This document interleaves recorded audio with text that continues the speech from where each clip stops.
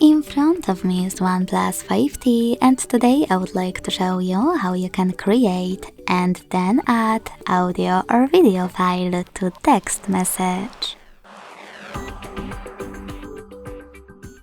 First of all, open Messages and select one of your chats or create a new one.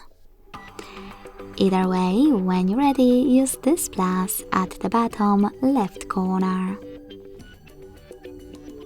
Now to create and add an audio file, select this microphone, hold it and start talking. When you finished, just let go. To add a video file, click on Camera section instead of microphone. Then tap on Video Camera on the left and start recording. When you finished, click on this button at the bottom in the middle. And as you can see, after that, my video was successfully attached.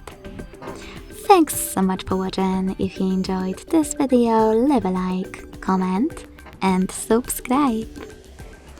Bye!